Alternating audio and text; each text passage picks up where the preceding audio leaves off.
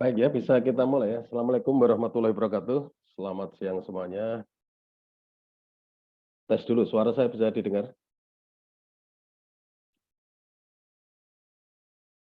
Halo, Pak Rusdi? Halo, terdengar dengan bagus. Oke. Gimana teman-teman mahasiswa? Suara saya bisa didengarkan?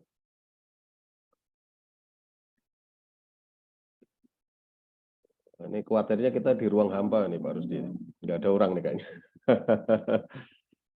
Kita tes dulu. Teman-teman mahasiswa, suaranya coba. Selamat pagi semuanya. Pagi, Selamat Pak. pagi, Pak. Nah, jangan lemas begitulah. Aduh, kayak belum sarapan ya. Oke, baik ya. Teman-teman mahasiswa dari kelas kebijakan publik, ada kelas collaborative governance, dan mungkin ada kelompok kelas yang lainnya. Jadi hari ini kita akan melaksanakan open class. Jadi khususon dari kelasnya Pak Dr. Rusdianta untuk mata kuliahnya kebijakan publik dan e-government. Jadi mata kuliah ini sebenarnya mata kuliah yang asik gitu ya. Jadi bagi saya orang usaha publik ini asik sekali, dan tentunya keasikan ini tidak mungkin saya nikmati sendiri sama Pak Rusdianta bagi orang yang juga menekuni ilmu itu, tapi kita bagi-bagi. Jadi kita ingin berbagi ilmu dan mudah-mudahan teman-teman HI itu bisa mendapatkan manfaatnya. Oke, jadi sesuai rencana 4 kelas ini, dan mungkin juga ada mahasiswa dari kampus lain atau mungkin dari praktisi atau akademisi dari kampus lain, selamat datang. Meskipun kita ada di dunia maya, ya, tapi kami senang sekali pagi ini bisa bertemu Bapak sekalian. Jadi sesuai dengan agenda yang diberikan pada saya selaku moderator, hari ini Pak Rusdianta akan mengupas salah satu materi yang berhubungan dengan kebijakan publik, yaitu tentang implementasi kebijakan publik. Jadi Pak Rusdi ini orang yang cukup ternama. Jadi karya-karyanya banyak ya, tentunya teman-teman mahasiswa sudah tahu semua. Nanti bagi teman-teman yang belum tahu silahkan googling nama Dr. Rusdianta, nanti akan muncul profil dan karya-karyanya.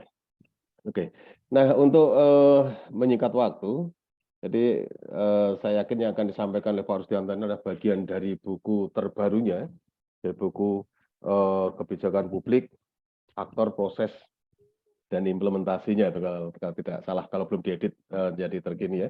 Buku ini sudah terbit, penerbitnya di Jogja sana, dan mudah-mudahan ini segera didapatkan di toko-toko terdekat gitu ya. Jadi mungkin nanti akan disampaikan ya, disampaikan sistematisnya barangkali mulai dari pengertian, kemudian proses implementasi kebijakan itu seperti apa, aktor-aktor yang terlibat dalam kebijakan, kemudian teori terpenting yang terkait dengan implementasi kebijakan seperti apa. Tentunya ada pendekatan, dan tentunya tidak lupa juga akan disampaikan tentang faktor pendukung ya, keberhasilan dan kegagalan dalam proses implementasi seperti apa, dan ada hal penting yang bisa diambil dari setiap kegiatan implementasi kebijakan. Nah, saya berharap sekali bahwa teman-teman mahasiswa atau siapapun yang hadir di forum ini, silahkan nanti kalau ada pertanyaan-pertanyaan penting ya yang ingin disampaikan, silahkan ditulis di chat box, atau mungkin nanti di akhir kuliah, atau kita 1 jam lah, 1 jam pertama nanti Pak Rusdi akan cerita tentang apa dulu, baru nanti ada tanya jawab. 1 jam berikutnya lagi nanti ada tanya jawab. Nah, berikutnya setengah jam terakhirnya kita gunakan untuk mereview apa yang disampaikan oleh Pak Rusdi. Oke ya, silakan teman-teman mahasiswa menyimak apa yang disampaikan oleh Pak Dr. Rusdianta, sambil ngopi juga boleh, sambil minum juga boleh, yang penting tetap fokus. Oke, untuk menyingkat waktu, silakan Pak Rusdianta untuk menyampaikan paparannya. Oke, terima kasih Pak Dr. Bambang Pujiono. Waktu yang diberikan ke saya. Ini udah di share ya materinya. Oke, pada siang hari ini kita sebenarnya akan melanjutkan perkuliahan sebelumnya. Ya, kita sudah berbicara mulai dari konsep-konsep kebijakan publik, terus kemudian kita sudah berbicara proses kebijakan publik, kemudian agenda setting, formulasi, dan kemudian juga legitimasi. Nah, pada pertemuan hari ini kita kuliah terbuka ya ini, ya, kelas terbuka yang melibatkan tidak hanya kelas saya, tetapi juga ada beberapa mahasiswa dari kelasnya Pak Bambang ya. Ada kelas collaborative governance ataupun bahkan mungkin ada peserta yang dari luar Universitas Budi Luhur. Ya, saya ucapkan selamat bergabung. Mudah-mudahan apa yang saya sampaikan bermanfaat. Nah, pada hari ini saya berikan judul implementasi kebijakan, konsep, aktor, teori, model, dan kinerja. Lanjut. Ya. Nah, jadi di dalam implementasi kebijakan sebagai sebuah proses yang sangat penting ya di dalam kebijakan publik, ya, karena ini adalah kalau suatu kebijakan tanpa diimplementasikan, maka kebijakan itu hanya akan menjadi macan kertas saja, gitu ya, akan menjadi tidak bermakna karena itu hanya konsep atau hanya keputusan atau hanya undang-undang, gitu ya. Tapi kalau diimplementasikan dengan baik, maka nanti memberikan dampak yang baik atau memberikan solusi bagi permasalahan-permasalahan yang dihadapi oleh masyarakat. Nah, implementasi kebijakan pada prinsipnya itu adalah cara agar sebuah kebijakan itu bisa mencapai tujuannya. Ya, ditransformasikan melalui program-program kebijakan yang dibuat oleh aktor-aktor pembuat kebijakan. Nah, implementasi harus mendapatkan perhatian yang seksama, ya, karena kalau kita salah, ya, atau kalau kita keliru di dalam implementasikan, maka akan menimbulkan kegagalan. Tapi kalau kita benar ya di dalam mengimplementasikan, maka akan menghasilkan dampak yang positif. Nah, kedudukan implementasi di dalam proses kebijakan ya itu hanya akan menjadi mimpi atau utopia saja ya kalau tidak diimplementasikan dengan baik. Next. Nah, untuk memahami implementasi kebijakan ya sebagai salah satu mata rantai dari kebijakan publik, karena implementasi kebijakan itu kan sebenarnya berada di antara formulasi dan evaluasi, sehingga eksistensi tahapan ini menjadi penting dan strategis. Nah, implementasi itu kan sebenarnya mengeksekusi opsi yang dipilih atau melakukan program,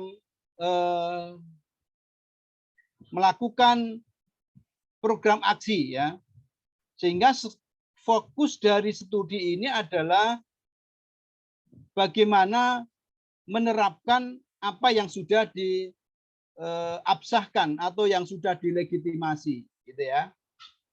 Atau bisa juga menurut Jenkins itu implementasi adalah sebenarnya merupakan upaya atau merupakan studi bagaimana mengubah sebuah kebijakan yang sudah disahkan itu menjadi sebuah kenyataan ya. Jadi mengubah yang baru rencana menjadi sebuah kenyataan. Lanjut. Nah, oleh karena itu lanjut. Nah, oleh karena itu kalau kita merujuk kepada bukunya Dai ya. Jadi minggu yang lalu atau 2 minggu yang lalu kan kita sudah berbicara proses kebijakan mulai dari identifikasi masalah, penetapan agenda, perumusan, legitimasi. Nah, kemudian tahap kelima itu adalah implementasi kebijakan, ya. di mana di dalam implementasi kebijakan itu menyediakan pembiayaan atau jasa pelayanan, menetapkan pajak peserta, ya, menetapkan pajak dan sebagainya. Nah, aktor-aktor yang terlibat di dalamnya adalah bisa presiden maupun staf kepresidenan, departemen atau badan eksekutif, kemudian agen yang independen, perusahaan, kemudian juga kelompok target sebenarnya. Nah, terus baru nanti menuju kepada evaluasi. Nah, kita berbicara di tahapan kelima ini, ya, yaitu implementasi kebijakan. Lanjut. Nah, kalau di dalam bukunya Carney, ya, itu berada di tahapan keempat, ya, siklus kebijakan generik menurut Carney itu kan ada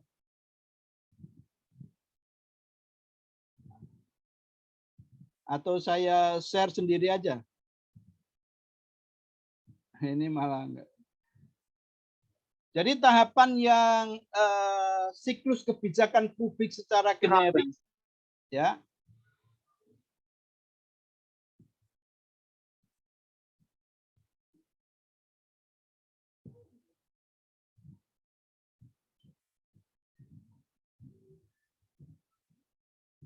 Saya share sendiri ya.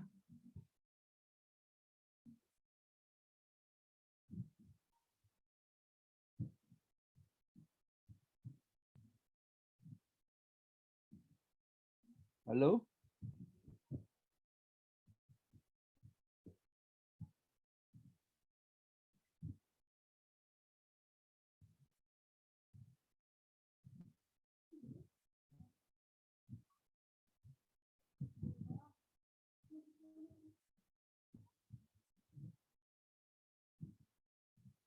Oke, sudah bisa kelihatan ya.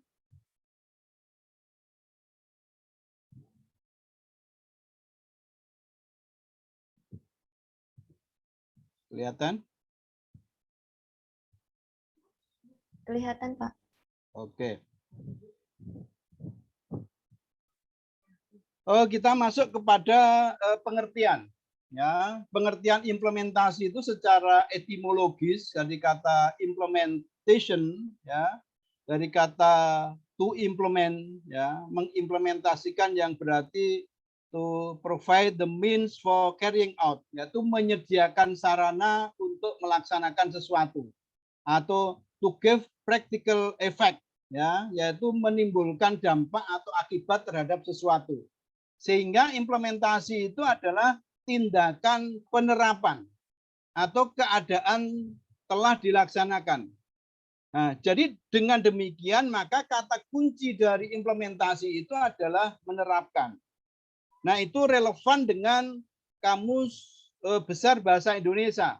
Implementasi adalah sebagai pelaksanaan atau penerapan atau penyediaan sarana untuk melakukan sesuatu yang menimbulkan dampak atau akibat terhadap suatu hal. Nah, sementara kalau dari beberapa ahli, misalnya Van Meter dan Van Boon misalnya, implementasi kebijakan sebagai suatu tindakan yang dilakukan oleh individu, pemerintah, swasta, agar tujuan programnya itu tercapai. Kemudian ada Kraft dan Furlong misalnya, itu mengacu pada proses dan kegiatan yang terlibat dalam penerapan, pelaksanaan, dan administrasi suatu kebijakan. Ada juga misalnya Anderson, ya, implementasi sebagai administrasi hukum di mana berbagai aktor, organisasi, prosedur, teknik bekerja sama untuk menerapkan kebijakan yang diadopsi dalam upaya mencapai tujuan kebijakan atau program. Ada lagi misalnya fiction, ya, sebagai seperangkat kegiatan tertentu yang dirancang untuk mempraktekkan suatu kegiatan atau proses atau program yang dimensinya diketahui dengan melibatkan banyak keputusan, tindakan, koreksi untuk mengubah struktur dan kondisi yang diperlukan untuk menerapkan dan mempertahankan. Howlett misalnya Howlett mendefinisikan bahwa implementasi sebagai aktivitas dalam proses kebijakan di mana para aktor berusaha untuk mengubah niat dan sumber daya kebijakan menjadi tindakan yang menghasilkan keluaran atau luaran kebijakan tertentu. Dan pada akhirnya dalam mencapai atau tidak mencapai hasil kebijakan yang diinginkan. Nah, jadi kemudian ada juga yang membuat formula bahwa implementasi itu adalah sebenarnya fungsi dari niat, luaran, dan hasil. Di mana implementasi mengacu pada hasil melalui luaran dan dari hasil yang sesuai dengan niat awal. Ya, jadi fungsi niat, luaran, dan hasil. Kemudian secara lebih luas, implementasi sebagai fungsi dari kebijakan hasil formatur, pelaksana, pemrakarsa, dan waktu. Nah, jadi di sini formula yang lebih luas dikatakan bahwa implementasi adalah formula yang lebih kompleks, di mana sejauh mana kesesuaian antara tujuan kebijakan dan hasil. Selain itu juga siapa formaturnya, siapa pelaksananya, kemudian siapa pemrakarsanya, serta keputusan tentang rentang waktu. Ya, kemudian kapan yang tepat untuk menanyakan tentang sesuatu program, apa tujuan yang telah dicapai. Nah, ini adalah formula yang lebih kompleks dari implementasi. Nah, dari berbagai definisi itu sebenarnya ada 4 karakteristik implementasi. Ya, yang pertama adalah implementasi kebijakan itu bukan proses yang linear dan koheren. Karena bisa jadi di dalam implementasi itu ada hal-hal yang berubah. Yang kedua adalah sebagian besar kebijakan perlu tindakan bersama, ya, dari berbagai lembaga atau kelompok. Jadi banyak kebijakan itu di dalam implementasinya tidak bisa diterapkan atau dilaksanakan sendiri. Maka dari itu ada mata kuliah kolaboratif governance, ya, itu adalah sebenarnya banyak hal yang tidak bisa diimplementasikan sendiri. Misalnya apa? Ya, misalnya penanganan COVID-19. Itu tidak bisa hanya dilakukan oleh pemerintah, tetapi juga harus ada partisipasi masyarakat, kemudian bantuan dari swasta, kemudian dari organisasi internasional seperti WHO misalnya. Sehingga suatu kebijakan itu seringkali tidak bisa diimplementasikan oleh satu badan atau satu agen gitu ya. Tapi harus bersama-sama dengan berbagai lembaga dan kelompok. Yang ketiga adalah wewenang dan tanggung jawab tersebar di antara para aktor yang terlibat. Ya, misalnya ya, di dalam implementasi kebijakan penanganan COVID, masing-masing itu memiliki tugas dan fungsi sendiri-sendiri. Ya, apa yang menjadi tugas Badan Nasional misalnya penanggulangan bencana misalnya, apa tugas Kementerian Kesehatan, apa tugas pemerintah provinsi, kabupaten, dan sebagainya. Jadi masing-masing mungkin secara multi level, ya, multi level, baik itu level nasional, level provinsi, level kabupaten kota, bahkan level sistem internasional itu memiliki wewenang dan tanggung jawab yang tersebar. Ya.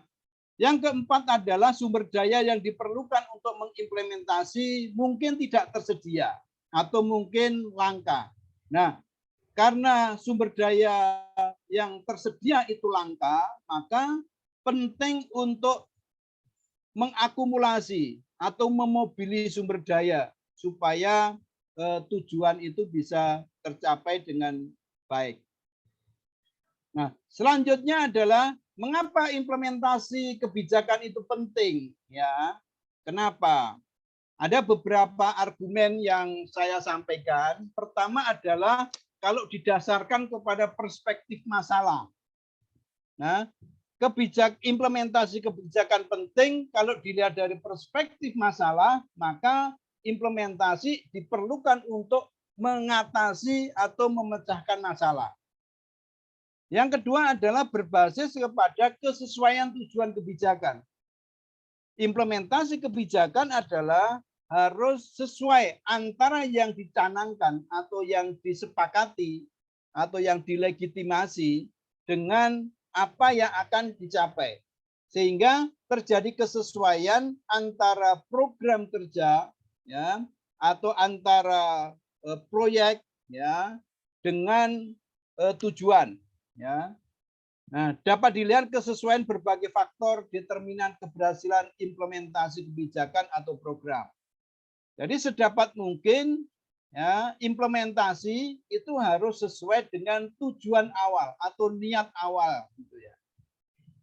Yang ketiga, kalau didasarkan kepada sinergitas variabel keberhasilan kebijakan, maka ditunjukkan adanya sinergi dan konfigurasi variabel-variabel yang menentukan keberhasilan sebuah kebijakan.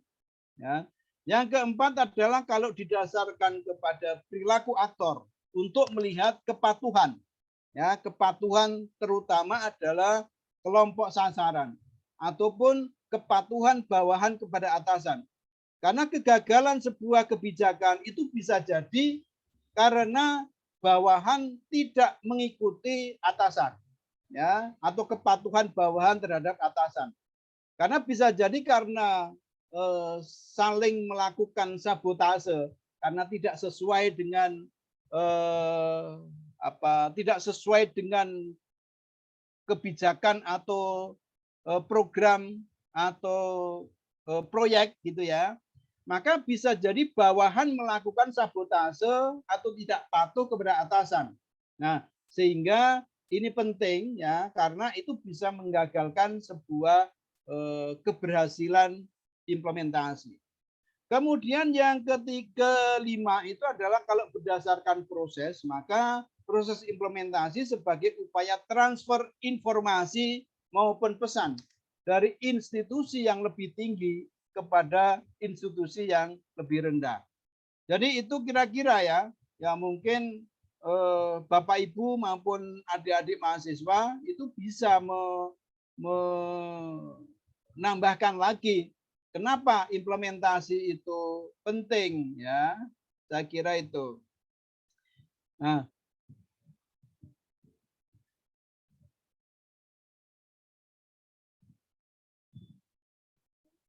ini kok freeze ini.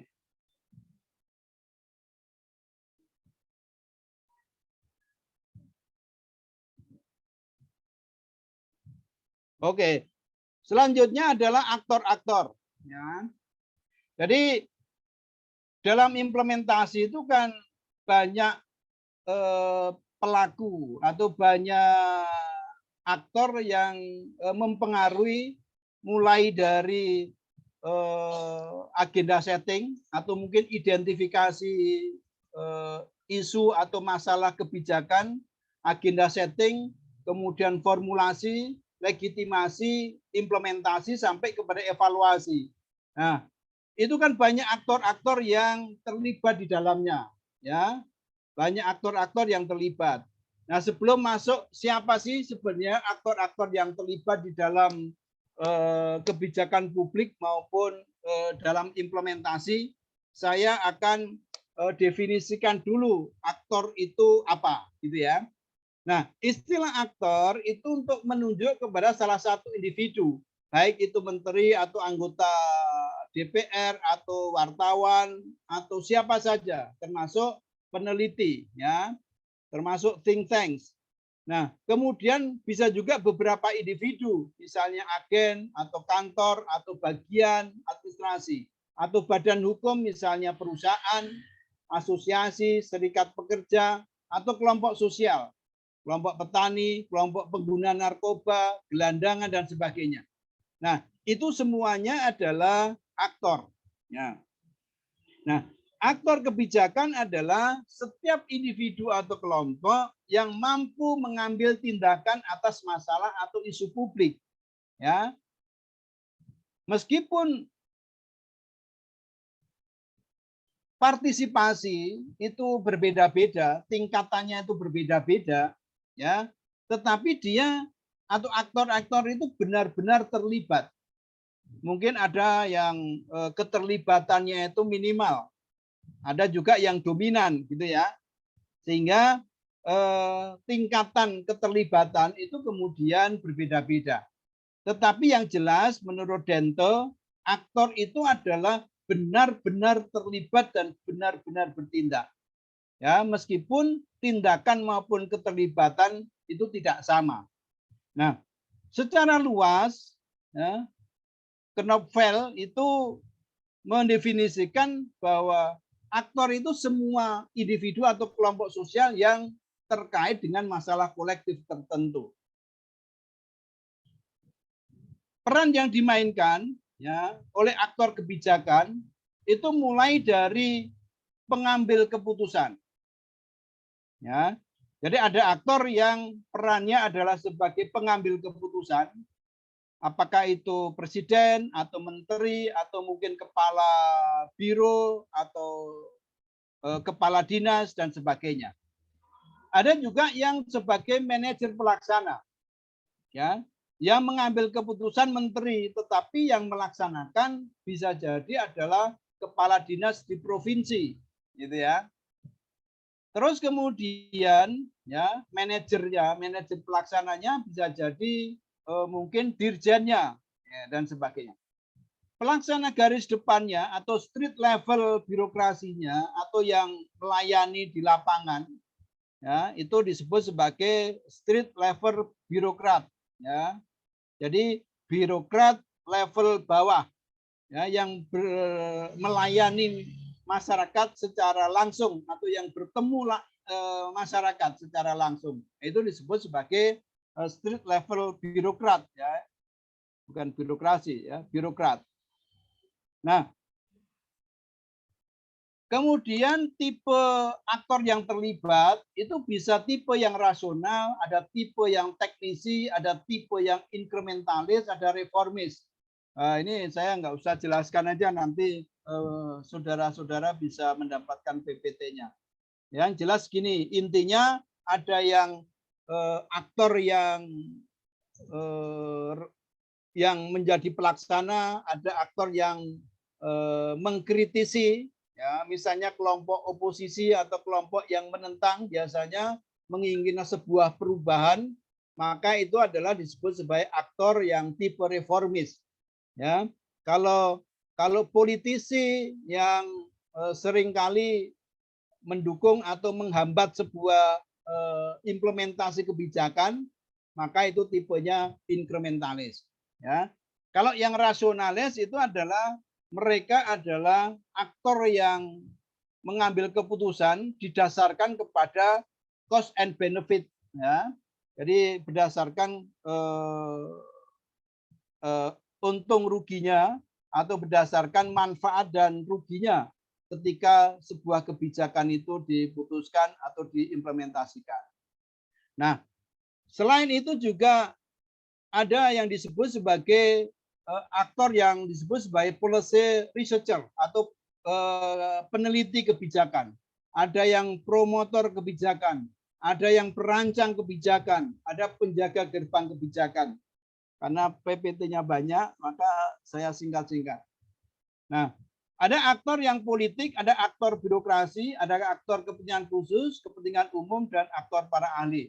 Jadi kalau dikelompokkan, ya, banyak aktor kebijakan publik itu bisa diklasifikasi berbagai macam. Ya, ada juga aktor yang domestik dan aktor yang internasional. Karena kebijakan publik, kalau kita membaca bukunya Farasman tentang sound governance, ya, sound governance itu kebijakan suatu negara atau kebijakan publik ya atau kebijakan domestik itu terkait dengan sistem internasional. Jadi misalnya pemerintah mau menaikkan harga, itu juga sangat tergantung kepada situasi minyak dunia atau karena terjadi perang antara negara satu dengan negara lain, maka berpengaruh terhadap kebijakan publik. Sehingga di dalam kebijakan itu kan ada level-level yang mempengaruhi. Misalnya ada level sistem, ada level negara, ada level kelompok atau birokrasi, ada level individual. Jadi kita bisa menganalisis bahwa sebuah kebijakan publik itu tidak lepas dari faktor sistem internasional. Contoh yang paling gampang adalah ketika pemerintah mau membuat panduan bagaimana interaksi sosial antara warga negara ketika terjadi COVID-19, nunggu WHO, ya kan? WHO memutuskan bahwa kita harus membuat jarak misalnya 1,5 atau 2 meter, ya. Terus kemudian menggunakan masker, kemudian cuci tangan. Itu kebijakan dari mana? Kita nunggu dari WHO. Artinya apa? WHO mempengaruhi kebijakan pemerintah Indonesia di dalam penanganan COVID-19, iya kan? Jadi kita itu tidak lepas dari sistem internasional. Terus kemudian penggunaan vaksin, ya kita hanya menggunakan vaksin yang direkomendasikan oleh WHO. Itu artinya apa? Kebijakan vaksinasi itu mendasarkan kepada rekomendasi WHO. Artinya WHO sebagai rezim atau sebagai organisasi internasional itu mempengaruhi pengambilan kebijakan domestik.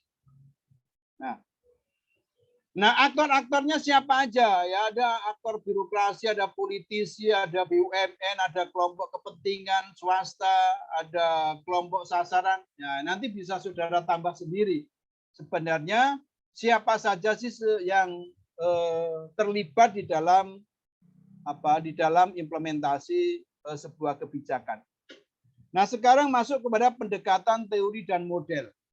Nah, ada perbedaan teori, pendekatan, model, dan kerangka kerja. Nanti bisa dibaca bukunya Nielsen dan Birken ya.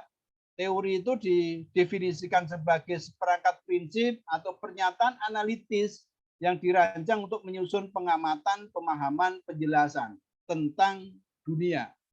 Kalau pendekatan itu kan cara pandang atau titik tolak kita terhadap suatu permasalahan, gitu ya. Ya. Suatu permasalahan. Jadi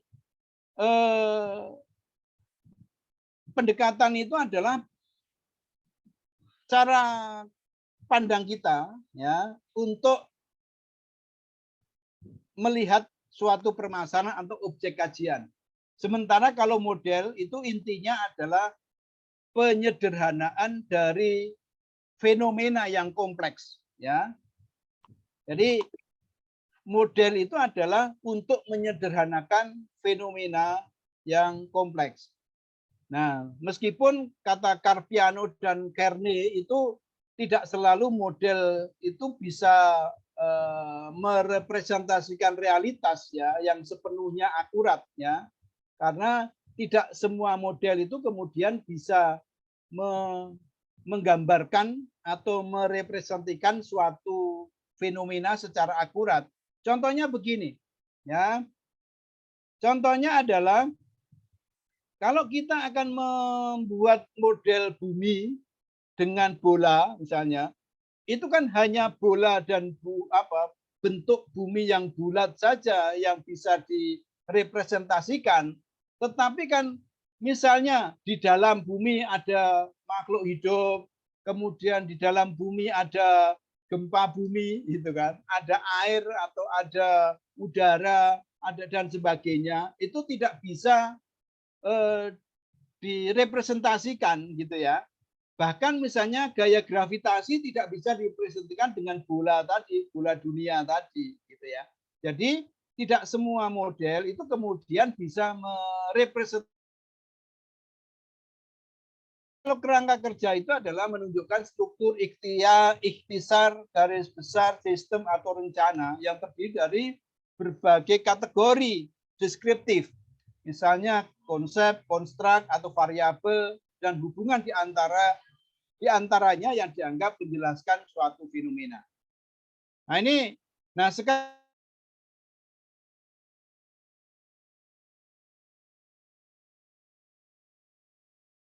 dalam implementasi kebijakan, ya. Nah internetnya nggak stabil nih. Ya internetnya nggak stabil ini, jadi. Nah teori yang ada di dalam teori dalam kebijakan publik itu sebenarnya ada 3. Ya. Yang pertama adalah generasi pertama yang disebut sebagai teori top down. Ya. Yang pertama adalah disebut sebagai top down. Yang kedua itu adalah teori generasi kedua yang disebut sebagai bottom up. Ya. Teori yang kedua adalah disebut sebagai bottom up. Kemudian yang ketiga itu adalah gabungan, ya, gabungan antara top down dan bottom up, ya, atau merupakan hibrida, teori hibrida. Yang keempat itu ada generasi keempat, itu nanti bisa baca di dalam bukunya Howlett dan teman-teman. Nah, generasi yang keempat itu lebih menekankan kepada pentingnya kapasitas, ya, kapasitas di dalam implementasi, ya. Jadi bagaimana kapasitas individu, bagaimana kapasitas organisasi, bagaimana kapasitas sistem, ya, di dalam implementasi kebijakan publik. Ya. Nah ini freeze ya.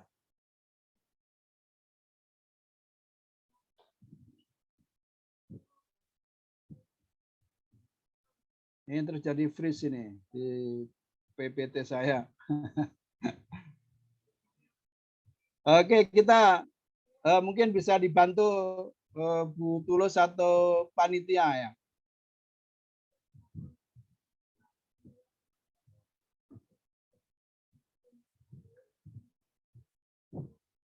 Ini mungkin PPT saya freeze. Nah, jadi ada tiga generasi, kemudian oleh Howlett itu ditambahkan 1 generasi, yaitu generasi keempat. Ya, lanjut ya. Ada gambar teori, lanjut. Nah ini. Jadi di dalam implementasi kebijakan publik itu ada 4 generasi sekarang, ya. Yang tadinya adalah yang disebut sebagai top down teoris. Yang kedua itu adalah bottom up teoris. Yang ketiga itu adalah hybrid teoris, ya. Ini tokoh-tokohnya sudah ada di situ, misalnya top down itu ada Pressman dan Wildavsky, kemudian Van Meter dan Van Horn, ada Bardak, Sabatier dan Masmania dan sebagainya. Bottom up adalah ada Lipsky, ya, yang mengajukan tentang street level birokrat, ya. Jadi kalau yang teori pertama atau generasi pertama yang top down itu kan merujuk kepada administrasi publik, di mana kebijakan itu adalah diambil oleh pusat, ya. Jadi kebijakan itu diambil oleh pusat, kemudian ditransfer ke bawah, ya. Kemudian bawah atau bawahan itu kemudian mengimplementasikan. Nah, itu teori yang top down. Sementara kalau generasi kedua yang bottom up menuju kepada teori organisasi, nanti bisa dibaca bukunya Howlett ya.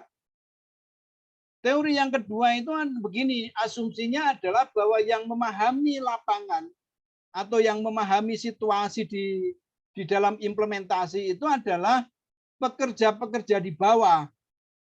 Misalnya yang melayani masyarakat itu kan pegawai di bawah. Masa bosnya melayani masyarakat? Kan tidak. Nah, maka dari itu asumsinya adalah bahwa terjadi kebijakan implementasi itu adalah dari bawah ke atas.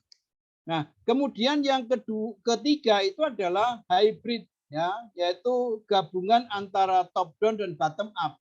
Ya, di situ misalnya ada teori rasionalitas dan teori games ya, game teori. Ya, di mana terjadi diskusi atau perdebatan antara top down dan bottom up yang kemudian digabung. Kemudian yang keempat itu adalah pentingnya kapasitas ya. Nah, di situ nanti di dalam bukunya Wu dan teman-teman itu 2015 itu ada artikelnya, kemudian 2018 menjadi sebuah buku tentang bagaimana kapasitas kapasitas di dalam implementasi kebijakan publik. Jadi keberhasilan sebuah implementasi itu sangat dipengaruhi salah satunya oleh kapasitas ya, kapasitas atau kemampuan suatu badan atau aktor-aktor di dalam menerapkan kebijakan. Lanjut, Mas.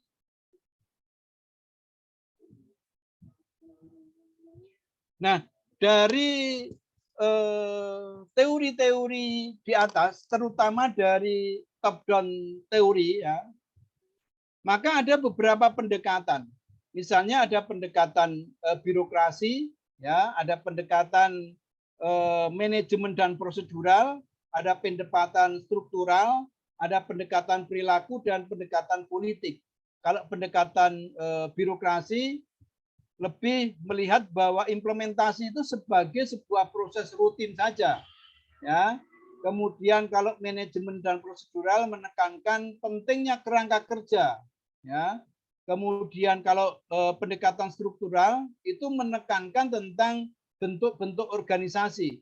Misalnya di dalam implementasi itu lebih tepat menggunakan struktur organisasi yang misalnya semi birokratis atau bersifat hierarkis atau bersifat organis dan sebagainya. Sementara kalau perilaku itu lebih menekankan siapa yang bertanggung jawab di dalam implementasi. Dan yang terakhir pendekatan politik itu adalah bahwa dukungan politik ya, dukungan dari parlemen misalnya atau legitimasi dari parlemen bahwa suatu kebijakan itu hanya bisa diimplementasikan kalau ada dukungan politik maupun legitimasi dari kekuasaan, ya, terutama adalah dari parlemen atau DPR. Next. Nah, ini saya kira nanti di sesi lain aja, tata kelola ada. Nah, ini ada model-model.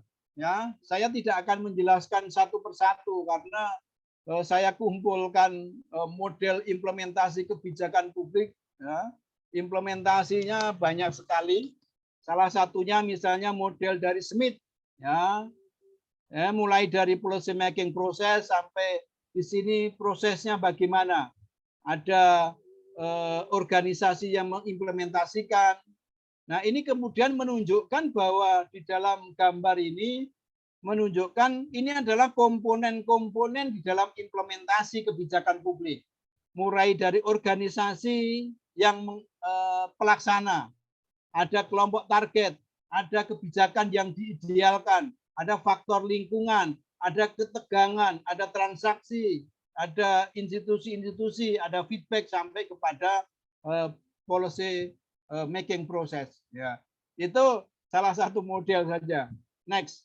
Kemudian ada model yang misalnya Van Meter Van Horn misalnya.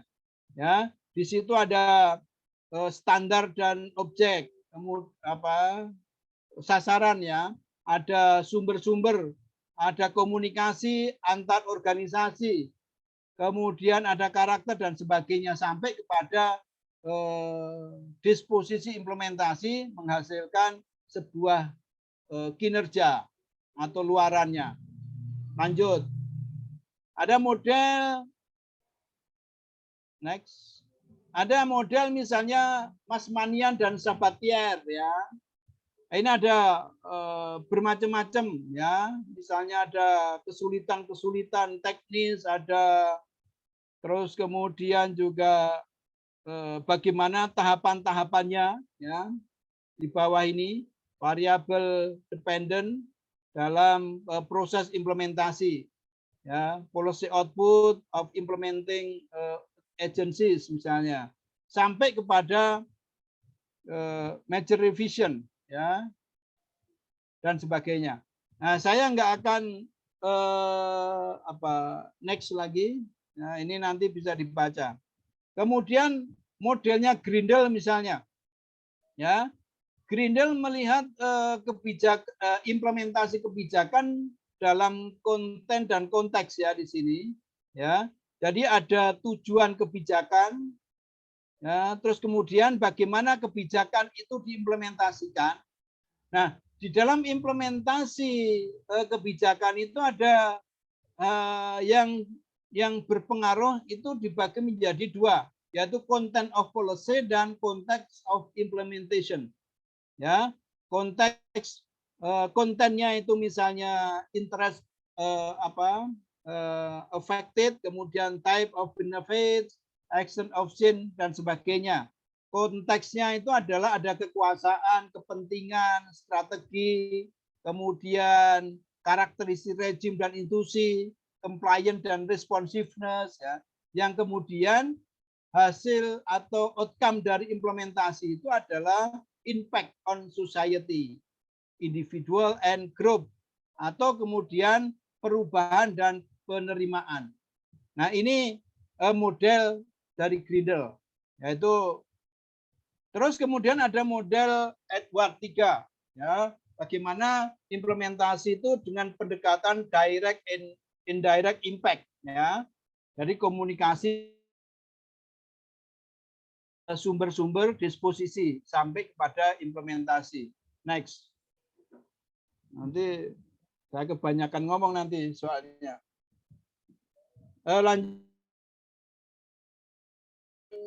Smallwood ya. Ya, ini bagaimana lingkungan itu mempengaruhi implementasi. Ya. Misalnya ada lingkungan 1, ada lingkungan 2, ada lingkungan 3. Ya, nanti bisa dibaca. Lanjut. Ada Sabir Cima dan Rondinelli. Ya.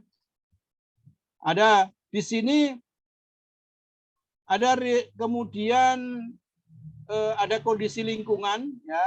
Kondisi lingkungan berpengaruh kepada hubungan antar organisasi, kemudian sumber-sumber organisasi, kemudian karakteristik dan kapabilitas instansi pelaksana sampai kepada kinerja dan dampak. Ya, jadi di sini kondisi lingkungan yang berpengaruh atau mempengaruhi hubungan antar organisasi, kemudian mempengaruhi sumber daya organisasi. Nah, hubungan antar organisasi itu juga saling mempengaruhi dengan sumber organisasi. Ya. Next. Lanjut. Ada modelnya Gogin ya, ada modelnya Gogin. Nah, Gogin membagi ke dalam 3 variabel, variabel independen, variabel intervening dan variabel dependent. Ya.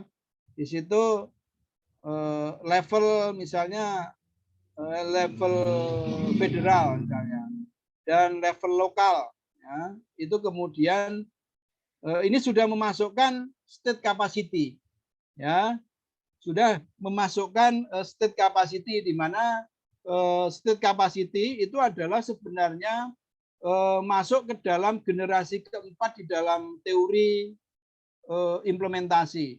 Ya, lanjut. Ada model matrik ambiguitas konflik dari Matlin. Ya, next ya. Next, lanjut. Nah, di dalam teorinya Matlin tadi, bentar, naik dulu. Nah, di dalam model efektivitas implementasi kebijakan Matlin itu ada 4 ketepatan. Ada ketepatan pelaksanaan, ketepatan target, ketepatan lingkungan, dan ketepatan kebijakan.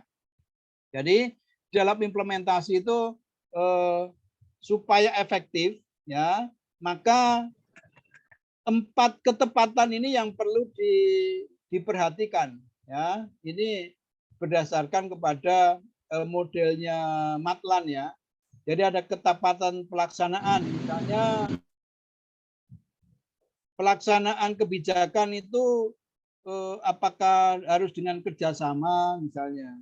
Kemudian siapa saja, apa dengan swasta atau tidak dan sebagainya. Kemudian targetnya itu kan harus dikaji siapa target dari kebijakan itu.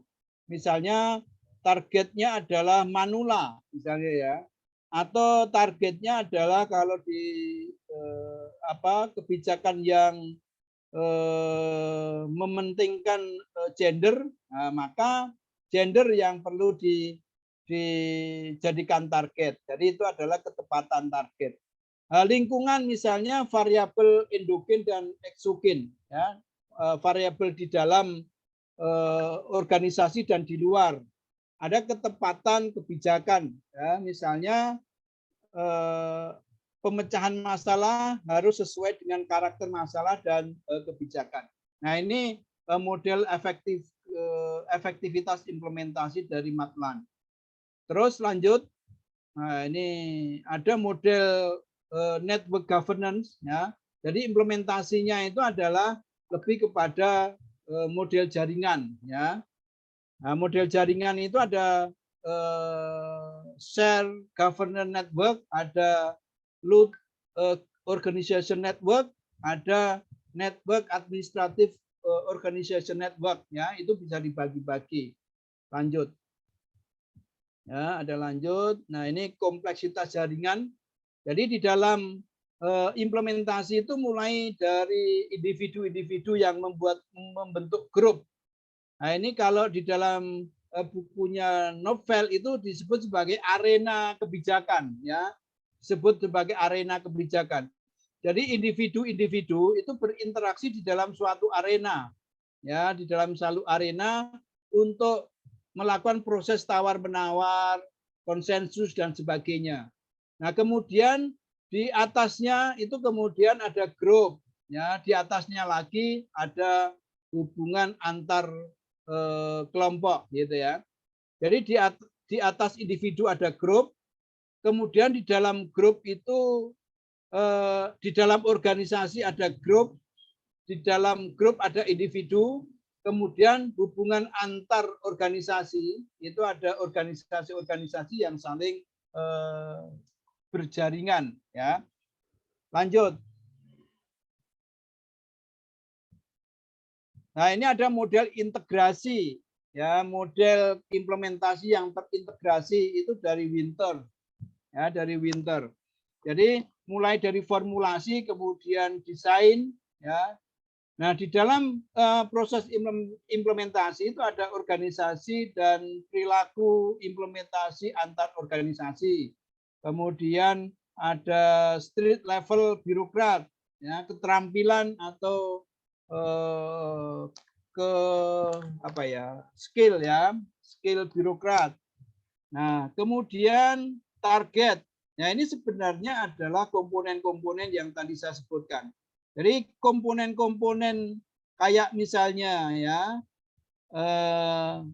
keterampilan dari street level birokrat, kemudian kepatuhan target, kemudian juga bagaimana hubungan antar organisasi atau perilaku organisasi. Nah, ini nanti berpengaruh terhadap output, gitu ya. Misalnya outputnya adalah apa? Nah, hari ini jam 10 tadi diputuskan Kitab Undang-Undang Hukum Pidana ya, KUHP ya. Nah, dari situ kemudian kalau itu diimplementasikan, outputnya kan KUHP. Nanti dampaknya apa gitu ya? Dampaknya apa? Apakah nanti kalau ada orang yang mengkritik kepala negara terus kemudian masuk pidana misalnya? Ya, saya juga belum baca isi dari draftnya. Lanjut. Ya, sekarang terakhir adalah kinerja. Nah, biasanya masalah yang dihadapi di dalam implementasi itu adalah ada masalah konseptual, ada masalah politik, masalah administrasi, dan masalah partisipasi. Nah, kalau masalah konseptual itu terkait dengan desain, analisis, statement kebijakan. Kalau masalah politik terkait dengan proses kebijakan terpusat, penyatuan birokrasi, partai politik, kelompok kepentingan, kelembagaan hukum, kemudian political will gitu ya.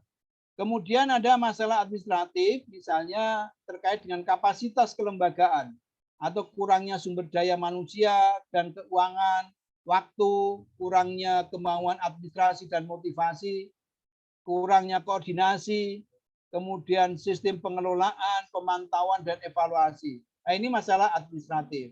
Masalah yang keempat adalah partisipasi, yaitu terkait dengan pengetahuan dan sikap kelompok sasaran.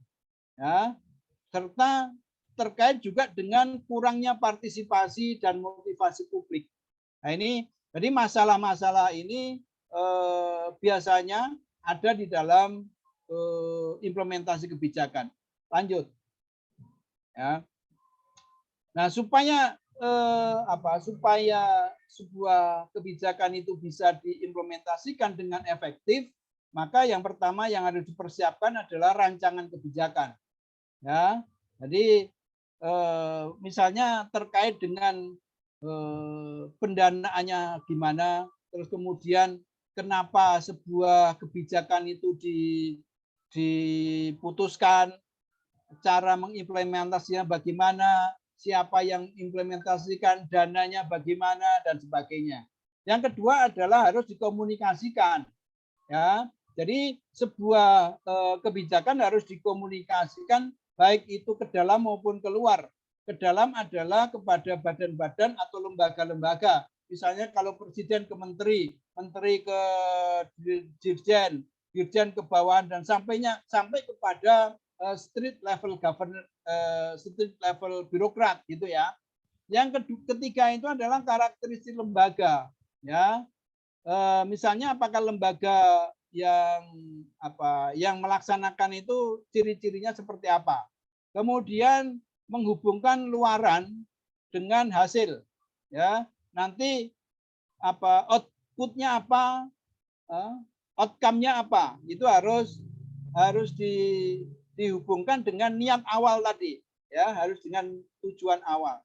Yang kelima adalah pembelajaran kebijakan, di mana kita harus mempelajari bagaimana sebuah kebijakan itu diimplementasikan.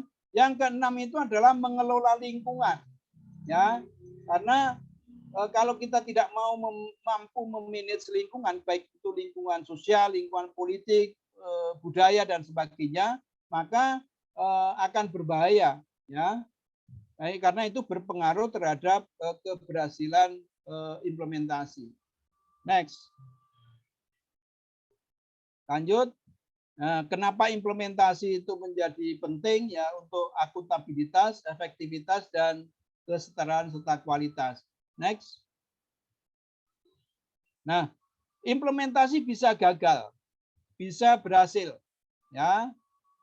Nah, kegagalan itu kan sebenarnya kegagalan itu sebenarnya adalah juga keberhasilan gitu ya. Nah, nanti baca artikelnya McConnell ya. McConnell itu membagi tingkat kegagalan.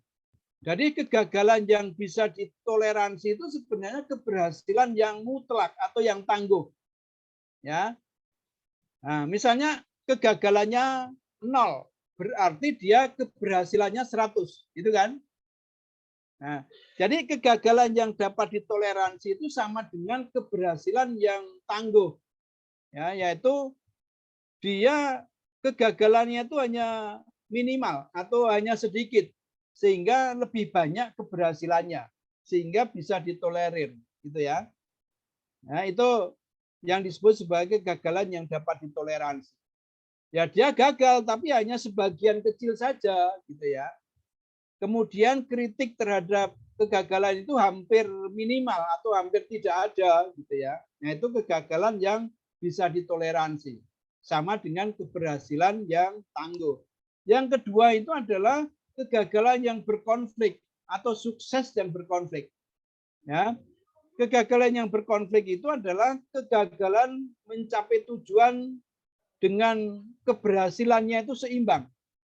Sehingga antara yang mengkritik dengan yang mendukung itu cenderung sama kira-kira ya. Intinya adalah biasanya kan antara mereka yang mendukung program atau kegiatan dengan yang menolak itu kekuatannya hampir sama. Ya. Nah, kalau terjadi kegagalan yang ditoleransi atau keberhasilan yang tangguh, itu biasanya pendukung dari kebijakan itu puas, gitu ya. Sementara yang menolak atau lawannya itu merasa kecewa. Kok kegiatannya atau kebijakannya kok berhasil, gitu ya. Yang terakhir adalah kegagalan langsung atau keberhasilan marginal. Keberhasilan marginal atau kegagalan langsung itu adalah kebijakannya itu memang gagal. Jadi sebagian besar itu gagal atau keberhasilannya itu adalah minimal, gitu ya. Nah, ini yang disebut sebagai kegagalan langsung. Lanjut. Nah, agar bisa berhasil sebenarnya Hawkwood dan Gunn itu di dalam bukunya ada beberapa prasyarat supaya berhasil, ya. Misalnya begini. Jadi keadaan di luar badan pelaksana itu tidak menimbulkan kendala yang kemudian melumpuhkan, misalnya waktunya cukup, kemudian kombinasi sumber daya yang diperlukan tersedia, terus kemudian kebijakan yang dilaksanakan didasarkan teori sebab akibat yang valid, hubungan sebab akibat bersifat langsung, ya, kemudian ketergantungannya minimal, ya, dan sebagainya. Nah, nanti bisa baca. Termasuk juga komunikasi dan koordinasinya adalah baik atau sempurna. Next. Nah, oleh karena itu di referensi lain, misalnya punya Tosun dan Kenil, ya, bagaimana supaya efektif, maka harus memilih instrumen kebijakan yang tepat. Kemudian rancangan kebijakan harus jelas dan tepat, ada struktur kontrol, ada desain kelembagaan, kapasitas administrasi, dan penerimaan sosial. Nah, terkait dengan penerimaan sosial itu adalah apakah sebuah kebijakan itu diterima oleh masyarakat atau tidak, atau ditolak oleh masyarakat, gitu. Nah, kalau misalnya sebuah kebijakan itu diterima oleh masyarakat atau oleh publik, maka kecenderungannya itu akan berhasil, ya, karena nanti akan mendorong partisipasi. Tapi kalau misalnya sebuah kebijakan itu ditolak, ya, atau resisten, ya, masyarakat itu resisten terhadap kebijakan, maka kemungkinan kebijakan itu akan gagal. Lanjut, saya kira udah habis ya. Jadi hambatan-hambatannya nanti Bapak Ibu atau adik-adik itu baca ya. Nah, ini hambatan implementasi yang perlu dipahami adalah ada hambatan politik, ya, di mana hambatan politik itu ada otorisasi, ada dukungan politik yang lemah, ada oposisi birokrasi, ada insentif pelaksana yang rendah, gitu ya. itu adalah hambatan politik. Yang selanjutnya, next. Ada hambatan yang kedua itu adalah hambatan kompetensi. Next. Hambatan kompetensi analitis. Ya, misalnya misinya tidak jelas atau mungkin terlalu terlalu lebar, meluas gitu ya, tidak fokus. Atau mungkin di dalam perjalanan, dalam implementasi itu terjadi perubahan prioritas. Ya, misalnya kayak di Tanjung Lesung itu dulu akan menjadi kawasan ekonomi KEK itu ya, yang kemudian terjadi perubahan prioritas atau karena perubahan kepemimpinan secara politik, karena dulu partainya sama, sekarang gubernurnya partainya beda, kemudian tidak menjadi prioritas gitu ya. Nah, akhirnya anggarannya dialihkan atau programnya itu dibatalkan, ya, sehingga menjadi gagal atau dibatalkan. Ada miskin desain atau mungkin juga kecakapannya itu tidak merata, itu bisa menjadi hambatan kompetensi analitis. Yang terakhir, next. Yang terakhir adalah hambatan kapasitas operasional. Nah, jadi ini kemampuan untuk mengimplementasikan. Ya. Nah, di dalam keterbatasan ini ada keterbatasan dana, keterbatasan misalnya koordinasi, ya, koordinasi yang lemah, kemudian kurang kejelasan di dalam rencana operasional. Jadi itu bisa dibaca di dalam bukunya Wu, Howlett dan Rames ya, buku tahun 2010. Nah itu saya kira itu saja yang bisa saya sampaikan. Ya, hambatan kapasitas operasional itu menjadi penting, ya, karena itu bisa menentukan apakah suatu kebijakan itu berhasil atau tidak. Saya kira sudah lebih dari 1 jam saya bicara. Saya kembalikan kepada Pak Dr. Bambang Pujiono. Silakan Pak Bambang. Oke, baik Pak Rusdi dan teman-teman sekalian peserta open class ini ya. Sangat menarik yang disampaikan oleh Pak Rusdi. Ya, 1 jam. Kita jarang bisa mendengarkan paparan lebih dari 1 jam ya. Biasanya setengah jam itu terus langsung ada sesi tanya jawab. Ini begitu luar biasa Pak Rusdi memberikan ilmunya secara ikhlas gitu ya.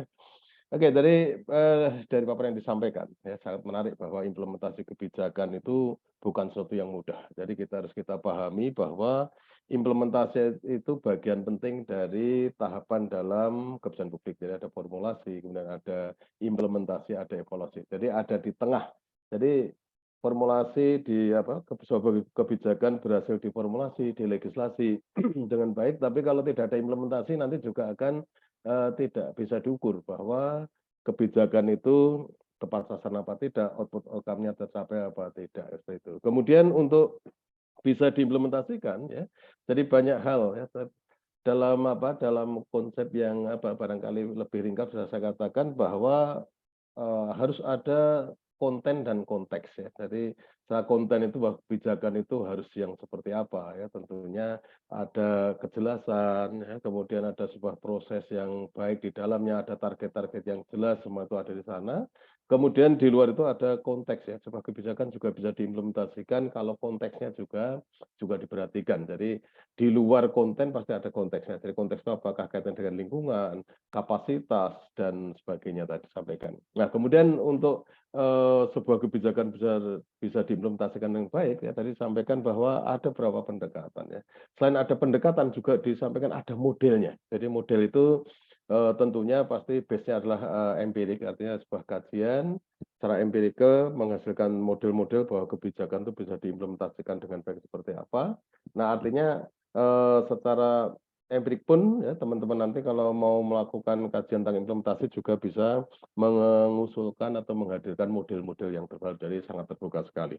Nah, kemudian meskipun ada model-model yang disampaikan oleh beberapa pakar ya yang berhubungan dengan kebijakan publik, mulai Mas Manian, Josh Edward ya, kemudian ada Sabatir ya, kemudian ada Smith dan seterusnya, itu Tapi ternyata case by case bahwa kebijakan publik itu implementasinya memang tidak semudah yang kalau kita menulis implementasi kebijakan gitu ya.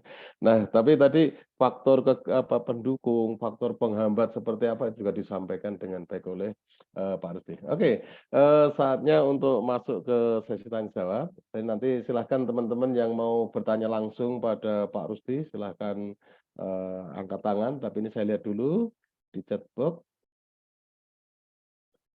Oke, saya lihat dulu. Oke, ada sebuah pertanyaan. Ini lupa ya, anonim ya, jadi tidak menyampaikan identitas. Jadi Bapak Ibu yang menuliskan pertanyaan saya sampaikan pada Pak Rusdi adalah bahwa belum semua sektor publik sudah dapat memaksimalkan potensi dalam e-governance. Kemudian tidak semua produk e-governance dapat diterima oleh masyarakat.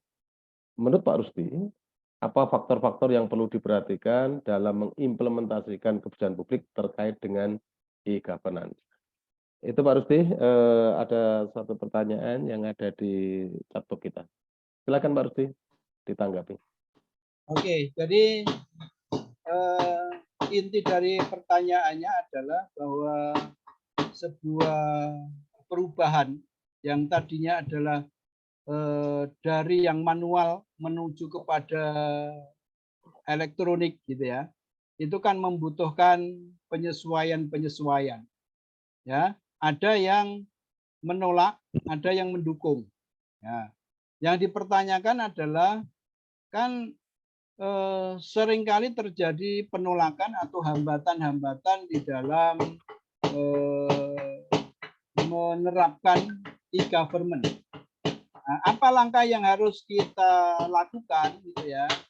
Langkah yang harus kita lakukan adalah pertama ya, yang pertama adalah kita harus memutuskan bahwa e-government sebagai sebuah kebijakan yang clear, harus jelas ya. Misalnya harus dijelaskan kepada masyarakat kebijakannya itu apa, kemudian dianalisis ke cara melaksanakannya bagaimana, dampaknya bagaimana, ya, kemudian anggarannya bagaimana. Jadi yang pertama harus bahwa e-government sebagai sebuah kebijakan yang clear dan harus di-state-kan, harus dibuat pernyataan yang jelas, gitu ya. Yang pertama itu. Nah, yang kedua yang harus kita perhatikan adalah kita harus menyediakan infrastrukturnya, gitu ya. Kalau kita membuat sebuah kebijakan tapi tidak didukung oleh misalnya anggaran, waktu, kemudian statement tadi harus dikomunikasikan sehingga masyarakat itu tahu bahwa akan terjadi atau ada aplikasi dan sebagainya. Nah, jadi statement dari perumus kebijakan atau otoritas kebijakan itu harus melakukan komunikasi, sosialisasi, koordinasi gitu ya, baik kepada lembaga-lembaga implementer maupun kepada target group gitu, kepada target group. Baru kemudian harus ada infrastruktur yang mendukung ya, infrastruktur misalnya infrastruktur teknologi ya. Misalnya kita mau menggunakan aplikasi tertentu, ternyata infrastrukturnya nggak ada, ya, internetnya nggak ada. Kemudian masyarakat juga nggak punya HP Android atau laptop dan sebagainya, lebih parah lagi, gitu ya. Jadi baik tol langit kata Pak Amin, Ma'ruf Amin, tol langit itu harus dibangun di mana-mana sehingga kalau mau e-government itu tidak terkendala, ya, itu bisa sukses kalau ada tol langit, gitu ya. Nah, jadi harus itu. Nah, terus kemudian, jadi itu mungkin ada konsep pemberdayaan masyarakat itu kan, ada jadi menyediakan kemudahan atau fasilitas bagi masyarakat di dalam memanfaatkan e-government gitu ya. Terus kemudian apalagi yang harus ditingkatkan adalah kapasitas operasional, ya, kapasitas operasional bagi level street governance atau birokrat itu kan masih juga perlu dinaikkan kapasitasnya atau keterampilannya, baik itu keterampilan individu yaitu para administratornya, ya. Adminnya aja ketika ditanya aja nggak pernah jawab. Bagaimana kita mau e-government? Ya, kemarin itu ada evaluasi di mana ada 52 aplikasi, tetapi yang aktif itu hanya misalnya ada kurang dari 8 aplikasi. Jadi ada suatu daerah dia sudah mempunyai 52 aplikasi untuk pelayanan publik, tapi yang jalan cuma 8. Nah, kenapa bisa begitu? Ya karena infrastrukturnya tidak mendukung, kemudian tenaga adminnya juga tidak mendukung. Jadi ketika kita membuat program, ternyata yang membuat program tidak mampu melaksanakan, nah, ya itu susah untuk bisa berhasil. Nah, oleh karena itu ya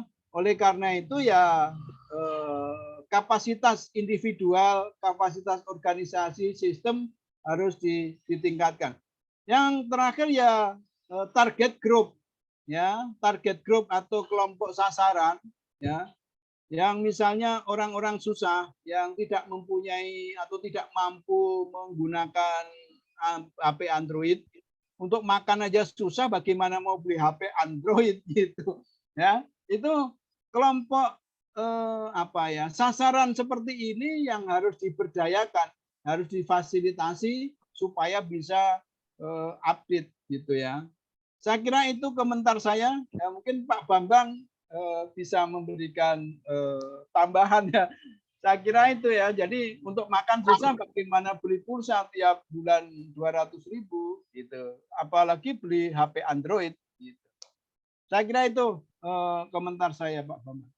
Oke, terima kasih Pak Rustianto. Demikian yang sudah disampaikan oleh Pak Rusti, mudah-mudahan menjawab. Ada Bapak atau Ibu yang sudah menuliskan pertanyaannya di chat. Oke, tadi yang sudah mengangkat tangan di layar saya ada Mbak Fain Wita. Silakan. Selamat pagi Pak Rusdi, selamat pagi Pak Bambang. Izin menyampaikan pertanyaan. Dr. Nuryanti Mustari dalam bukunya Pemahaman Kebijakan Publik mengatakan bahwa sebuah kebijakan atau program bisa saja gagal memperoleh dampak yang diharapkan meski proses implementasi berhasil mewujudkan output sebagaimana yang dituntut oleh program tersebut. Namun ternyata kebijakan tersebut gagal mencapai outcomes-nya, apalagi kalau proses implementasi gagal mewujudkan keduanya. Nah, apa yang menjadi penyebab hal ini dapat terjadi? Terima kasih, Pak. Oke, silakan Pak Rusti, langsung ditanggapi pertanyaan dari Mbak Fain Wita. Itu loh, unmute dulu Pak Rusti.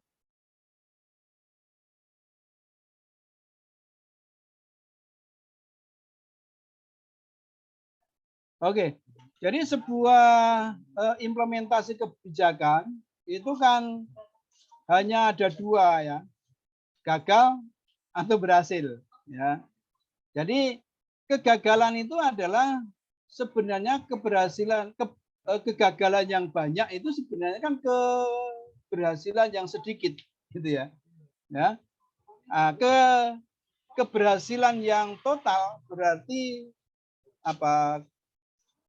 kegagalan yang zero gitu ya. Nah itu saya kira. Nah bagaimana supaya suatu kebijakan itu supaya berhasil, ya hilangi hambatan-hambatan, ya hilangi hambatan-hambatan. Tadi saya sudah sampaikan begini, supaya sukses di dalam implementasi maka pilihlah instrumen kebijakan yang tepat. Instrumen kebijakan yang tepat. Jadi kan di dalam instrumen kebijakan itu kan ada kebijakan prosedural, ada kebijakan substansial, ada instrumen kebijakan yang hibrid. Ya. Yang dimaksud dengan instrumen kebijakan yang prosedural itu adalah terkait dengan prosedur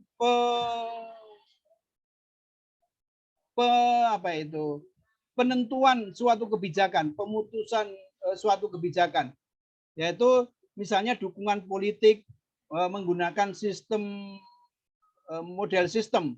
Ada input, ada proses, ada output, ada outcomes, feedback. Nah, itu adalah merupakan instrumen prosedural. Nah, itu berupa apa? Berupa regulasi. Ya, berupa regulasi. Sementara kalau yang kedua itu ada instrumen yang disebut sebagai instrumen substansial atau isi. Misalnya, kalau kita mau mengambil kebijakan yang targetnya itu adalah meningkatkan kemiskinan, meningkatkan kemakmuran, maka instrumennya adalah instrumen-instrumen substansial, yaitu ekonomi. Misalnya memberikan BLT atau memberikan program-program pemberdayaan masyarakat. Jadi yang pertama adalah memilih instrumen yang tepat. Supaya berhasil, instrumen harus tepat. Yang kedua adalah rancangan kebijakannya itu harus jelas. Ya. Kemudian juga harus ada kontrol, ada kelembagaan yang desain kelembagaan yang tepat, kemudian kapasitas, ya, kapasitas. Di sini adalah kapasitas pelaksana itu harus mampu mengerjakan atau mengimplementasikan yang sudah diputuskan, ya. Jadi kebijakan diputuskan itu harus bisa dilaksanakan oleh lembaga tersebut. Kalau nggak bisa, gitu ya, maka bisa melakukan kolaborasi. Nah, itu ada di mata kuliahnya Pak Bambang, ya, collaborative governance. Karena tidak semua, misalnya begini, pemerintah misalnya membuat MRT misalnya, ya, karena untuk mengatasi kemacetan di Jakarta, maka pemerintah itu kan membuat kebijakan MRT sebagai jalur alternatif, ya. Tetapi kan tidak bisa dilakukan oleh pemerintah secara sendirian. Maka pemerintah kemudian menggandeng, misalnya menggandeng JICA, misalnya ya, dari Jepang. Baik itu untuk investasinya, ya, sekaligus juga menggandeng BUMN maupun perusahaan-perusahaan konstruksi dari luar untuk membangun MRT tersebut, gitu. Jadi bisa jadi, ya, meskipun sudah dijalankan dengan benar, itu karena kesalahannya adalah tidak melakukan analisis proses dan dampak. Mungkin dia sudah menjalankan dengan benar, outputnya sesuai dengan apa yang ditargetkan atau yang diniatkan, tetapi kok tidak sesuai dengan harapan, gitu ya. Dampaknya itu tidak sesuai harapan. Ini menurut saya adalah kesalahan di dalam analisis desain atau analisis dampak dan sebagainya. Ya, itu bisa terjadi karena kesalahan atau kurang kapasitas analisisnya kurang, gitu ya. Saya kira itu, Vinewita. Baik, Pak Rusdi. Jadi mungkin ada tambahan dari Pak Bambang. sangat menarik yang disampaikan. Jadi kita prinsipnya sederhana ya. Kebijakan itu ada kebijakan yang sudah bagus di formulasinya, tapi mungkin pas implementasinya itu gagal. Ada juga kadang kebijakan itu yang sebenarnya konsepnya mungkin tidak terlalu bagus ya, karena ada proses politik dan seterusnya di level itu. Nah, tapi pas implementasinya bagus. Jadi macam-macam itu. Tapi kalau ada kebijakan yang nggak bagus ya jangan diimplementasikan. Nah, ini sebenarnya yang disampaikan Pak Lus tadi ini sebuah gambaran bahwa betapa rumitnya dalam implementasi. Ya, karena kita tahu bahwa sebuah kebijakan, kalau itu misalnya levelnya itu nasional misalnya targetnya, kemudian kita bisa melihat yang terlibat itu berapa banyak. Nah, begitu banyak itu bagaimana kita berpikir cara implementer itu bagaimana berkomunikasi, bagaimana berkoordinasi. Nah, apalagi kita kan alamnya alam yang demokratis ya, yang terlibat itu banyak. Makanya sebenarnya ada beberapa konsep penting, artinya bahwa tadi teori yang disampaikan Pak Rusdi ada teori jaring jejaring di dalam implementasi. Jadi kita melihatnya bahwa mungkin tidak perlu semua itu dilibatkan di implementasi atau bahkan dalam formulasi sekalipun ya. Artinya perlu ada mapping ya aktor siapa yang terlibat ya, atau yang penting saja yang lain supporting. Nah dalam implementasinya juga seperti itu. Nah seperti yang disampaikan si Vanvita itu bahwa ketika ada kegalauan kalau sebuah kebijakan nanti diimplementasikan di tengah jalan ternyata kok nggak sampai outputnya, apalagi sampai outcome-nya. Nah, artinya di situ sebenarnya sudah bisa dicicil dilakukan evaluasi. Jadi daripada nunggu diimplementasikan selesai dan nanti ketika diukur ya di tahapan evaluasi itu nanti outputnya nggak tercapai, apalagi outcome-nya, malah nanti repotnya sudah rugi itu banyak sekali. Jadi di situ sudah mulai ada bisa dilakukan evaluasi. Ketika implementasi ada kendala apa? Nah, kendala itu langsung diselesaikan. Nah, artinya di dalam proses implementasi itu tentunya ada intervensi. Ada intervensi yang dilakukan oleh regulator ya, maksudnya pemerintah tentunya menurut pandangan saya, sehingga Pak bisa tetap menjaga siapapun yang terlibat dalam implementasi itu bisa dikontrol. Termasuk tadi kan sebenarnya satu yang menarik ketika Pak Arif sampaikan ada street level birokrat ya. Jadi birokrat di level yang paling bawah justru membahayakan ketika tidak ada kontrol yang ketat. Karena birokrat tingkat bawah itu bisa power ya, bisa menyalahgunakan ya kekuasaan kapasitas dia sebagai implementer itu untuk melakukan tindakan-tindakan yang sebenarnya bertentangan dengan implementasi kebijakan untuk mencapai outputnya. Dan itu bisa terjadi. Jadi kita kan bisa melihat ada birokrat level bawah itu yang sampai sekarang itu masih melakukan kegiatan-kegiatan yang sebenarnya itu melanggar implementasi melanggar kebijakan, melanggar konten kebijakan. Itu masih ada ya. Jadi harus kita akui. Nah, kemudian yang menarik juga adalah bahwa ketika kita bicara implementasi berhadapan dengan perubahan lingkungan yang perubahannya tidak terduga, perubahannya tidak bisa diantisipasi atau era VUCA ya. Nah, kalau seperti itu kan ketika dalam tahapan implementasi itu juga butuh seorang implementator yang agile ya. Agile itu lincah. Lincah, dia harus bisa menyesuaikan keadaan. Dia bisa adaptif, kemudian dia juga bisa melakukan inovasi untuk intervensi ketika berhadapan dengan lingkungan yang berubah cepat itu sehingga kebijakan tetap jalan. Jadi pelajaran yang menarik ketika kita ada di era pandemi COVID kemarin kan terlihat ya ada sebuah kebijakan dibuat dalam waktu yang serba harus cepat, kemudian implementasi pun juga berhadapan dengan perubahan lingkungan yang era VUCA istilahnya itu. Nah, tapi targetnya juga tercapai, tujuan tercapai. Memang tidak ada satu kebijakan pun yang memuaskan seluruh publik itu nggak ada meskipun namanya kebijakan publik. Nah, jadi namanya kebijakan publik tapi tidak mungkin semua publik itu akan merasa mendapatkan keuntungan dari publik itu. Bahkan kalau kita bilang ada kebijakan publik yang isinya itu misalnya yang membuat enak lah. Ya, akhir tahun ada diberi kenaikan THR misalnya, dikasih bonus akhir tahun misalnya. Itu pun juga nggak mengenakan. Karena respon pasar biasanya ada inflasi cepat. Kenaikan upah sebuah kebijakan. Ketika itu baru dihembuskan aja, pasar sudah direspon dengan cepat dengan harga naik inflasi. Nah, artinya belum diimplementasikan nanti pasti kendalanya apa dan seterusnya. Nah, ini kita juga bisa menangkap bahwa dalam kehidupan demokratis seperti ini. Tapi kan kita tidak mungkin mundur misalnya aktor kebijakan itu elitis oleh aktor negara, implementasinya juga dilakukan oleh negara, aparat negara misalnya sampai implementasinya. Kita sudah ada kok tahapan seperti itu di zaman Orde Baru barangkali ya. Tapi sekarang kan alamnya demokratis. Jadi ya memang dinamika di dalam alam demokrasi seperti itu. Makanya ketika ditawarkan oleh Pak Rusdi bahwa kolaboratif governance itu sangat penting ketika diimplementasi kebijakan pun itu juga bisa dilakukan. Dengan harapan kendala-kendala yang sifatnya lebih ke teknis ya, bukan konten ya, lebih ke konteks tadi bisa diminimalkan sehingga nanti kebijakan itu pun juga bisa mencapai outputnya dan sampai ke outcome-nya. Itu barangkali tambahan saya seperti itu. Oke, mungkin yang lain barangkali masih ada waktu 10 menit lagi lah. Ini kayaknya jamnya sudah jam rawan. Oke, masih ada lagi, silakan Mbak Vanvita kayaknya akan beri tanggapan lagi.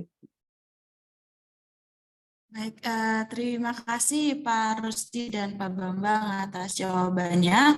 Saya ingin menanyakan satu lagi, adakah elemen-elemen khusus yang mungkin yang harus dikandung oleh satu kebijakan untuk atau untuk menentukan kualitas kebijakan sehingga kebijakan ini layak untuk dilaksanakan? Ya, Pak. Halo. Oke, silakan Pak Rusdi.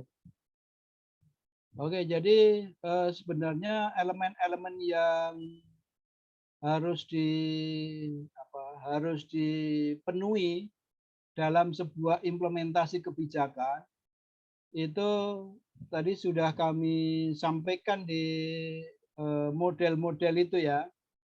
Jadi misalnya terkait dengan bagaimana mengomunikasikan kebijakan, kemudian hubungan antar organisasi misalnya, terus kemudian bagaimana keterampilan street level birokrat, terus kemudian bagaimana kepatuhan dari perilaku target, kemudian bagaimana mengelola konteks ya, jadi kondisi sosial, ekonomi, budaya masyarakat.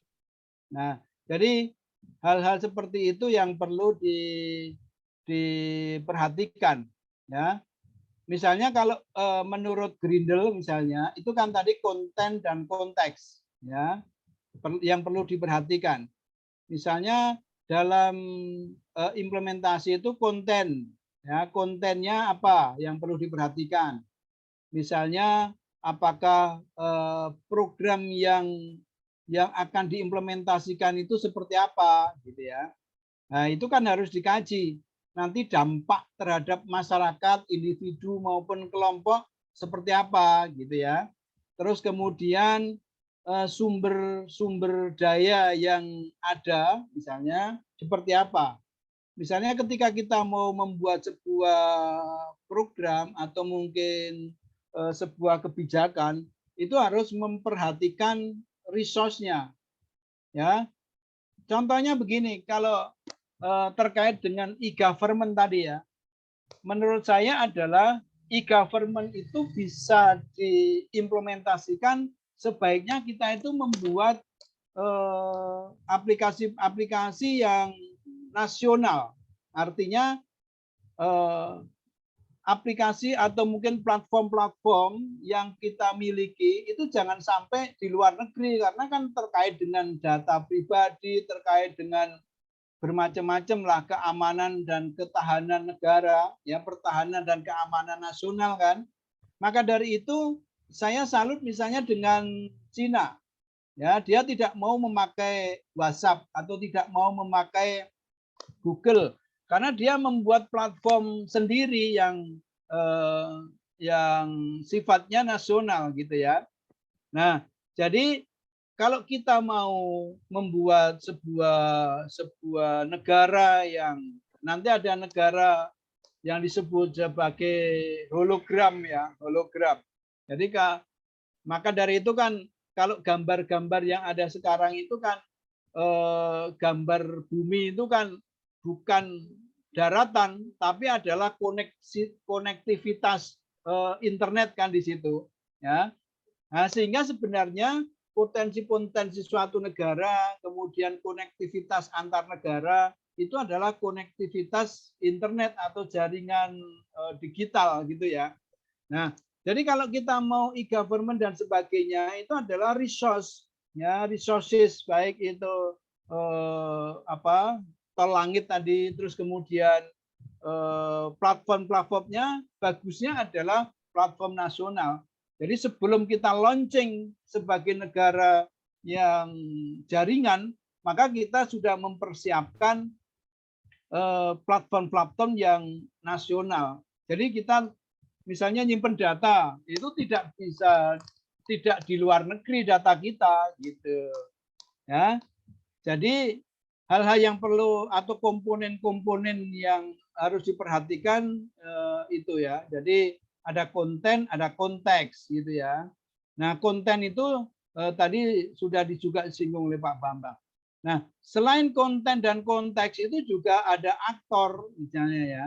Aktor yang melakukan atau yang menjalankan atau yang mengimplementasikan sebuah kebijakan itu siapa gitu ya. Terus kemudian anggarannya dari mana ya. Jadi itu nah, jadi itu yang komponen-komponen yang apa keberhasilan atau kegagalan sebuah implementasi. Ya, jadi implementing organization, ya, kemudian target group, kemudian konten atau policy yang diidealkan, kemudian faktor-faktor lingkungan, ya, termasuk mungkin gangguan para politisi itu juga harus dipertimbangkan ya karena sebenarnya kebijakannya bagus, tapi karena beda aliran politik atau beda calon presiden kemudian digagalkan, diganggu gitu kan. Nah, itu adalah salah satu faktor gitu ya. Jadi banyak para ahli pun juga berdasarkan penelitian mereka juga berbeda-beda faktornya. Karena di suatu negara mungkin faktor politik tidak begitu menentukan. Tetapi kalau di Indonesia faktor politik itu adalah sangat menentukan keberhasilan dan kegagalan sebuah kebijakan. Mungkin di tempat lain tidak, karena politiknya demokratis dan sudah mapan gitu ya. Itu kira-kira. Terus kemudian juga target grupnya. Mungkin kalau di negara lain masyarakatnya sudah pinter-pinter sehingga mereka taat hukum.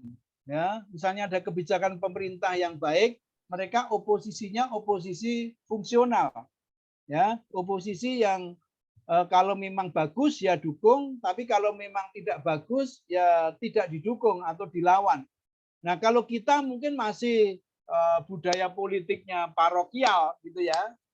Budaya politik yang mendasarkan kepada suku atau mungkin faktor-faktor yang lebih sempit misalnya yang parokial tadi, maka bisa jadi karena perasaan sesuku atau seagama atau segolongan gitu ya, sehingga kalau ada kebijakan dari golongan lain atau kelompok lain meskipun itu sangat bagus itu kita lawan. Nah, itulah faktor-faktor yang menentukan.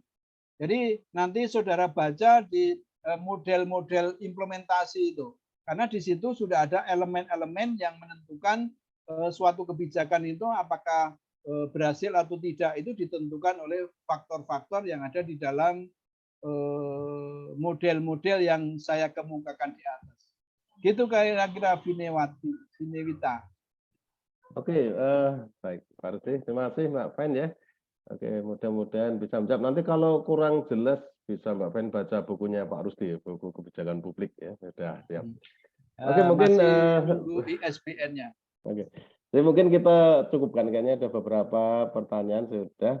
Artinya saya melihat bahwa teman-teman mahasiswa itu begitu semangatnya, begitu semangat, masih mengikuti acara sampai selesai. Kita ucapkan terima kasih banget.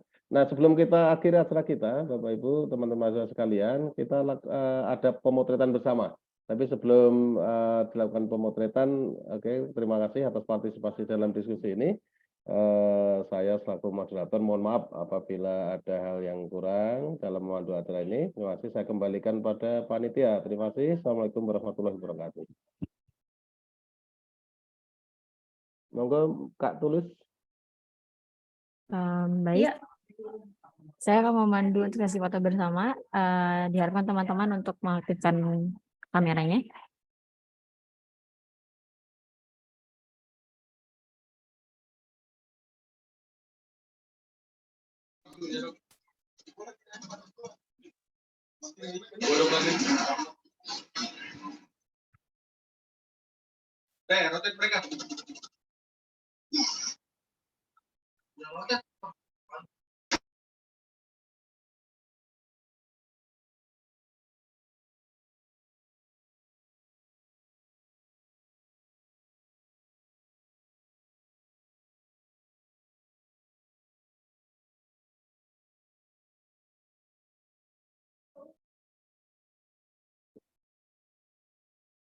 Oke. Hitungan 1, 2, 3. 1, 2, 3. Oke, sekali lagi salam budi luhur. Salam betul. Ya, 1, 2, 3. Oke. Ya, sudah Pak. Oke. Terima kasih teman-teman semua. Kita akhiri